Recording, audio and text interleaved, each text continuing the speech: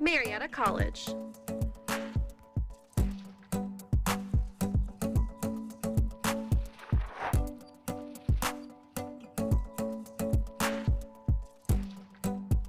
$1,200 of your closest friends across 100 acres.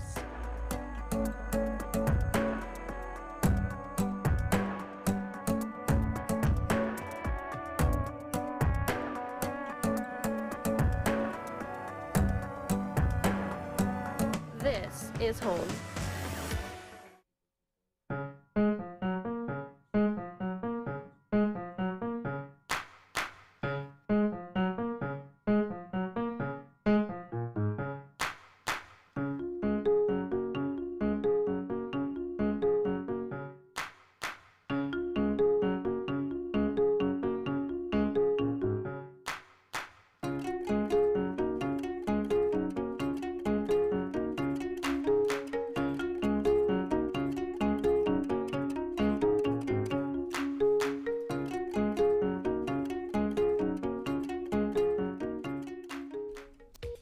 Coming up today on WCMO NewsCenter 15, Target's third quarter profit has tumbled, and solar storms bring colorful northern lights. All this and more is coming up on WCMO NewsCenter 15, starts now.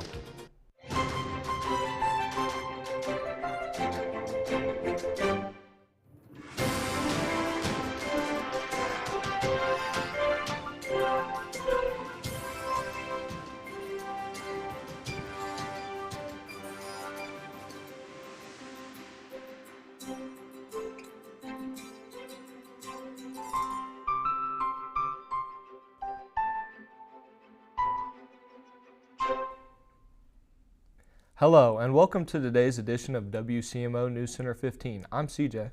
And I'm Zach Worstel. Topping our news today.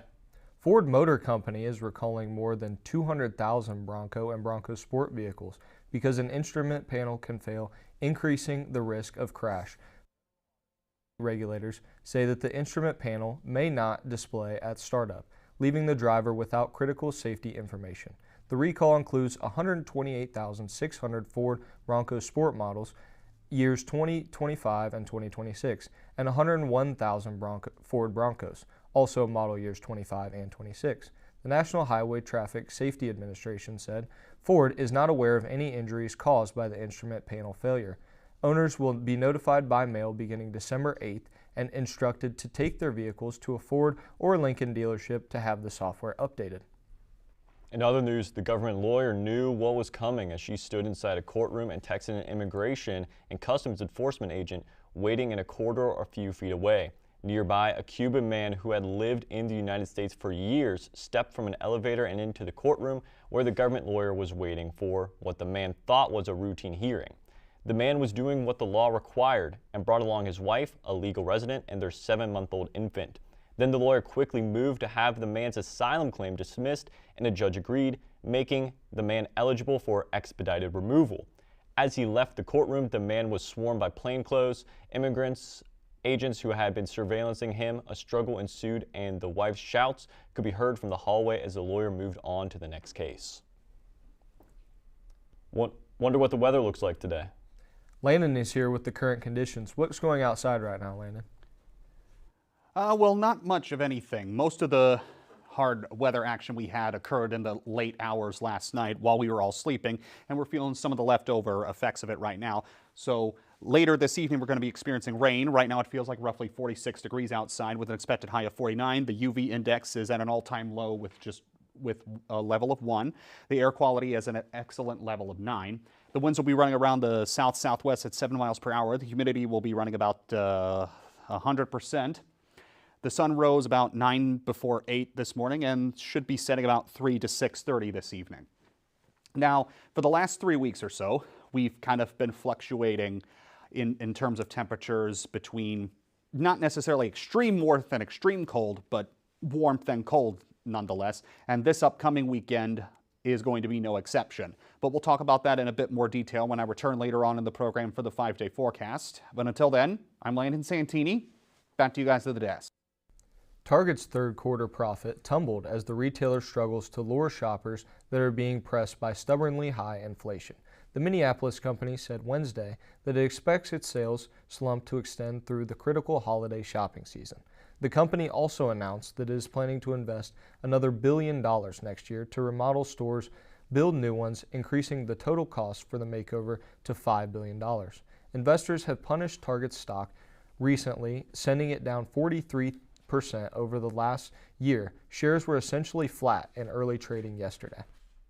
Space weather forecasters confirmed that storms reached severe levels, triggering vibrant northern lights in Europe, including Hungary and the United Kingdom.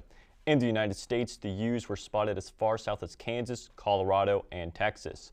There were some impacts to GPS communications and the power grid. Sean Dahl with the National Oceanic and Atmospheric Administration said in a video posted on X, formerly known as Twitter, the uptick in a solar activity forced NASA on Wednesday to postpone the launch of Blue Origin's new rocket carrying Mars orbiters until conditions improve. Coming up, the Senate has passed a bill to release the Epstein files. And a Belgian farmer faces off against an oil giant in court. All this and more after the break. At Marietta College, teamwork goes beyond athletics. At Marietta, we promote individuality, creativity, and resilience.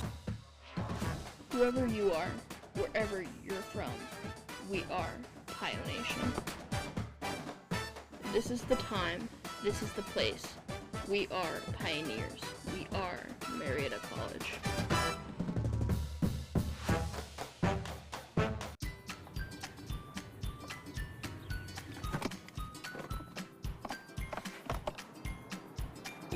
Oh, it's gonna be great. I think it goes around. Let's go.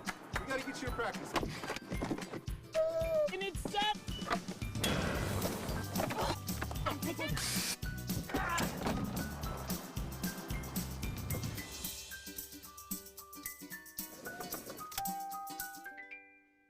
The Colorectal Cancer Alliance wants you to know a lot of things in life are preventable. Colon cancer is common and deadly, but that's also preventable. The Alliance is doing its part to end colorectal cancer. Now do yours. Get involved. And if you're 45 or older, talk to your doctor about the colon cancer screening options available to you. Go to colorectalcancer.org to learn more. Oh boy. Yeah!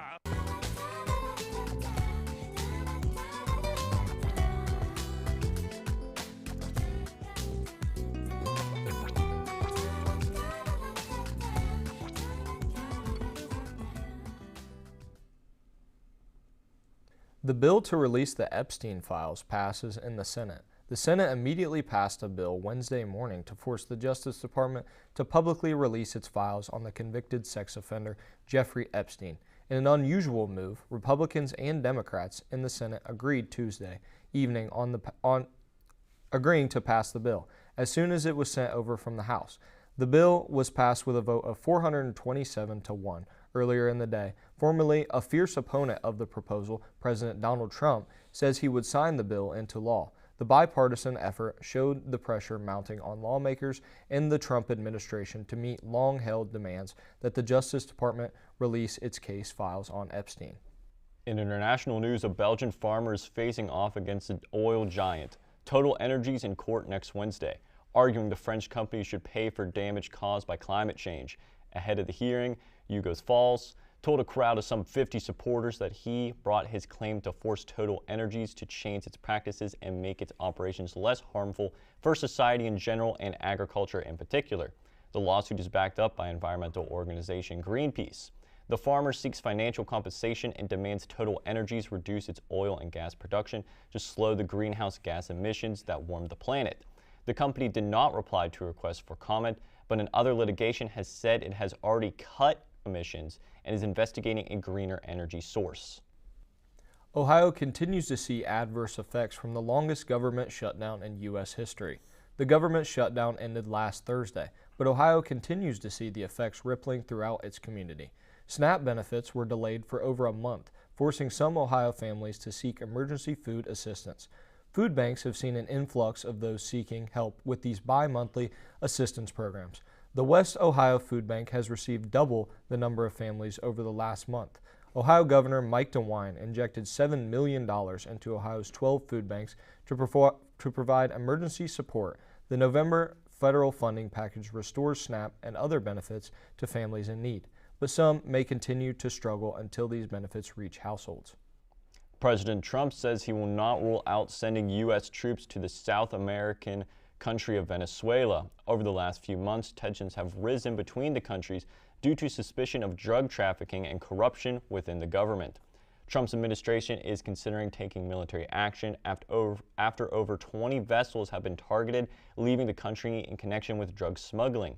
Venezuelan President Nicolas Maduro has attempted to ease tensions, but even he has been accused of connections to this drug-related activity. The situation also raises tensions over the U.S. province Puerto Rico, as it is geographically within striking distance of a Venezuelan retaliation. Coming up, crypto is melting down and stocks keep failing. And Maryland bridges rebuilds costs. Stay with us. We are certainly experiencing a cool range of temperatures so far this autumn. I'll have the details with your 5-day forecast coming up right after the break. Stay with us.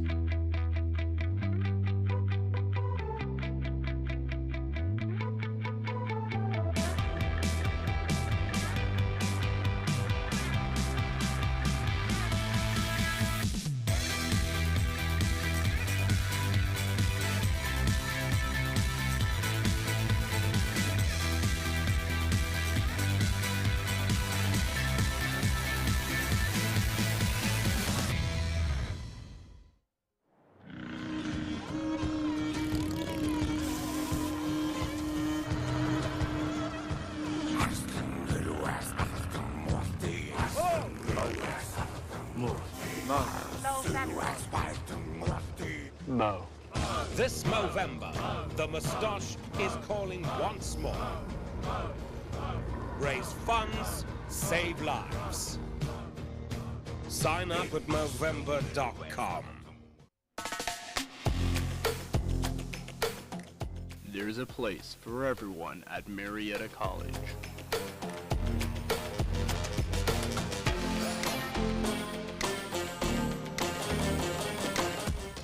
Our place is here as esports competitors.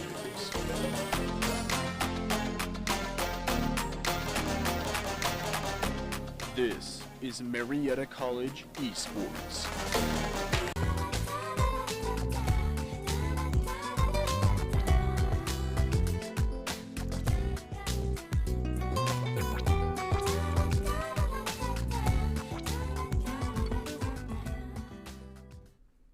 Just 6 weeks after notching a record high above $126, Bitcoin has plummeted more than 26%.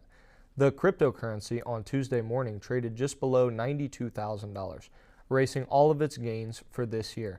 U.S. stocks were lower on Tuesday, extending a recent slide. The Dow fell 605 points, or 1%, and the S&P 500 fell 1%. The tech-heavy NASDAQ composite slid almost 2%. Wall Street's fear gauge, the VIX, jumped 8%. Bitcoin late Monday had dipped below $92,000 for the first time in 7 months, before pairing some losses early Tuesday. Maryland officials say that the rebuilding of the Francis Scott Key Bridge will take 2 years longer than initially thought and will cost more than twice the initial price tag. This Monday announcement comes just a day before the National Transportation Safety Board is set to meet regarding the cause of the 2024 bridge collapse that left 6 people dead. Monday's new projection says that the project won't be completed until 2030 and it will cost up to $5.2 billion. Authorities told the Washington Post. MDTS officials told the outlet the initial projections of roughly $1.6 billion were based on hasty calculations made to ensure the state would secure federal funding for the project. Just as SNAP benefits were reinstated for millions of Americans following the reopening of the federal government, many are now set to permanently lose them. Nearly 42 million Americans, including low-income families and vulnerable households, rely on SNAP, or the Supplemental Nutrition Assistance Program. To help pay for groceries or other household essentials, the U.S. Department of Agriculture has been directing states to implement new guidance as part of President Donald Trump's mega bill signed into law in July, which will include New York requirements decreased eligibility for refugees and state shouldering some of the costs of the program. Let's move on to Hollywood now with a look at the new Toy Story movie. And a rom-com about dogs. Here's Zion with the details on our Hollywood Minute. What's up, everyone? New technology has the old toys fearing for their futures for the first teaser trailer for Toy Story 5. Old favorites like Tom Hanks as Woody will be joined by some newcomers like Conan O'Brien as the voice of the toilet training tech toy. Smarty Pants, the new film in the Icon animation franchise, is due in theaters June 19th. It's fame and fortune, or bust, for Tim Collette and Marty Supreme. He plays a young man in the 1950s New York, determined to do whatever it takes to become a table tennis champion. The sports drama from director Josh Safdie opens in theaters December 25th. And dogs are sensitive to anything that throws their routine. Like when their owners break up, the movie Merv stars Zoe Deschanel and Charlie Cox, and exes those attempt to cheer up their shared dogs just might bring them back together again. The K9 Connect rom-com debuts December 10th on Prime Video. That's all I have for you in Hollywood. For now, back to you guys at the desk. Thanks, Zion. I wonder what the temperatures will look like next week. Well, Landon is here with the details. Landon, what can we expect from Mother Nature the rest of this week? Well, as you can see here as we take a look at our lovely United States of America, the heavy rainfall we had during the late hours last night while we were all sleeping have now started clearing out of the Mid-Ohio Valley and is making its way in the southwesterly direction towards the northern border of Mexico. And we're going to be getting, as the weekend draws closer and closer, we're going to be experiencing another, not quite as intense, but another round of rain and wet and hot bothered weather. As you can see here in the tri-state area of Ohio, West Virginia, and Pennsylvania, we don't have much of anything in terms of rain, sleet, or snow, or hail going on right now, even looking closer in our neck of the woods in the Mid-Ohio Valley. But that will be a different story as the weekend starts hitting in full swing. Starting tomorrow, we'll be experiencing rainy conditions once again with an expected high of 55 thanks to that warm front, the last bout of rain we had. And because of the rain we'll be getting tomorrow, it'll be cooling down on Saturday with an expected high of 51, and then kind of starting to peak up again for the churchgoers on Sunday with partly cloudy conditions and an expected high of 53. As we begin the next work week on Monday, that'll spike up a little bit further to cloudy conditions and expected high of 55. But then on Tuesday, we'll be experiencing yet even more rainy conditions, also with an expected high of 55. And that bout of rain that's going to hit us on Tuesday will start making the temperatures cool down the absolute furthest they've been since the autumn season began, which, if you ask me, is very fitting because this time next week is going to be the lovely holiday of Thanksgiving. So once Santa makes his traditional pass down New York City Macy's, you can expect the temperatures to start feeling more and more like winter. Well, that's all I've got for this season of WCMO NewsCenter 15. Looking forward to seeing you all again in the spring, but until then, back to you guys at the desk. Thank you, Landon. When we come back, Brendan will join us with an update from the world of sports. Stay tuned. We'll see you soon.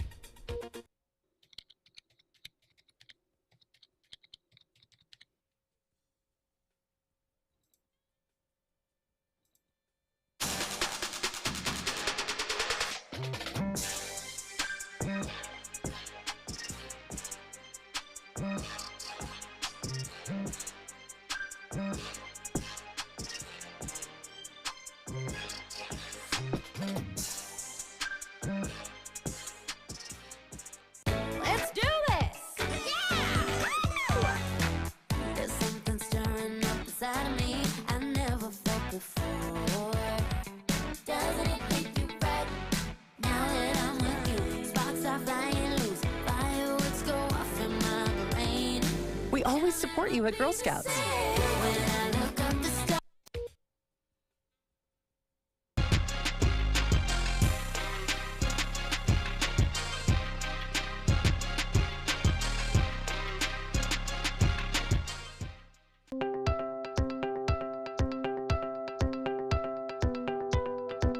I never chew tobacco. I don't drink much.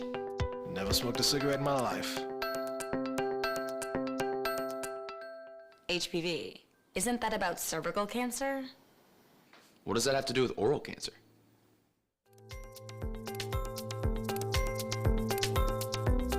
HPV. Didn't know that.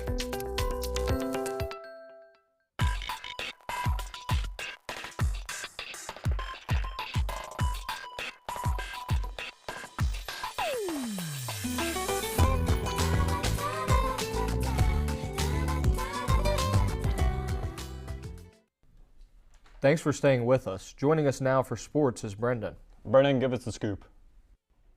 Thank you, guys. Hello, Marietta. I'm going to be here in the world of sports. First, to talk about tennis. Roger Federer was elected to the International Tennis Hall of Fame in his first year of eligibility. He is the first man to win 20 Grand Slam single titles and part of an era of unprecedented greatness, with rivals Rafael Nadal and Novak Djokovic. During what Federer terms a golden time for tennis, he was the only candidate to receive enough support in the player category for the Hall of Fame's class of 2026. Roping it back here local in Marietta, sophomore quarterback Joe Tenta threw 4 touchdown passes, leading Marietta College to a 37-14 win over Bluffton University Saturday afternoon. The Pioneers and the Beavers both end the season with a 5-5 overall record. Trailing 14-9 with 5 minutes and 49 seconds left in the second quarter, Marietta scored 28 unanswered points to beat Bluffton. Those 28 points came to Tenta's 4 touchdown passes, including 3 to senior John Sierputowski. Tenta completed scoring strikes to Sierputowski of 16 yards, 25 yards, and 6 yards. His other touchdown passes was a 7-yarder to Dalton Miller. Switching up to the world of basketball now, Marietta College's men's basketball team defeated California Lutheran University by the score of 83-82 in the championship game of the 54th annual Marietta Shrine Tournament Saturday evening in Ban Johnson Arena. The Pioneers improved to 4-0 on the season. California Lutheran falls to a 2-1 overall. California Lutheran tried to pull off a last-second comeback, but Aiden Crawford's three-pointer at the buzzer was off the mark. Jake Singleton hit one of 2 free throws with 59 seconds remaining to give Marietta an 83-78 lead. Switching into the women's basketball, the Marietta College women's basketball team played a rare Sunday game as they competed on the final day of the Sara Lee Classic at Denison University. Marietta got off to a slow start and never caught back up as they sadly lost to the consolation game 72-53 to Transylvania University Sunday afternoon. With the loss, Marietta fall to 1-3 overall, and the win improves Transylvania to 2-1 overall. Marietta fell behind 7-0 in a slow-moving first quarter, but got a layup from Amelia Ureg at the 6:14 mark to get on the board. The remainder of the period, Marietta struggled to find an offensive flow, finishing 3 of 12 from the floor. Sophie Nelson and Kendall Surrey scored layups, but Marietta was held scoreless for the final 2 minutes and trailed 16-7 going into the second period. Well, that's all I have from the world of sports. Back to you guys at the desk. At the desk is Landon for a last look at the forecast. Well, to quickly sum it up, because of the recent warm front we had today, because of the late rain last night, we're going to be experiencing another round of rain to start off the weekend on Friday, with temperatures remaining and fluctuating between 51 to 55 in terms of the highs. But as we get into the next work week, we'll have a drastic cool down after another bout of rain on Tuesday, leading into Thanksgiving weekend being the closest to winter temperatures we've experienced since autumn started last month. So, hope you guys are excited for Thanksgiving. I certainly am. I am. I cannot wait to have some backyard football, and hopefully the temperatures allow for that. Well, hopefully it's not too wet and dreary outside. That can be much more of a damper than the weather itself, if you ask me. Absolutely, absolutely. Could not agree more. Thanks, Landon. That's all the time we have for today. This is our last newscast of the year, but join us again for the spring semester. We hope you have a great holiday season. From all of us here at WCMO NewsCenter 15, Marietta College Broadcasting, thanks again for joining us.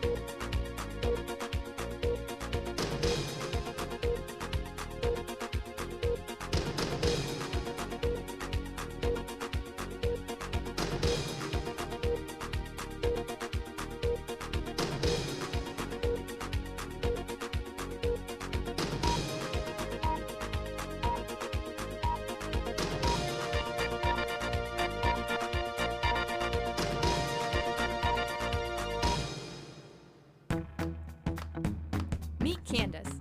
This senior basketball player loves to spend time hanging out before class with her best friend and education major Shelby. Shelby knows the best place to study is at the Calapi Cafe, where she can compare notes with baseball player Ryan and get a great cup of coffee too. In the off-season, Ryan tries his best when he's shooting hoops with broadcasting major Gage in the Dyson Baudo Recreation Center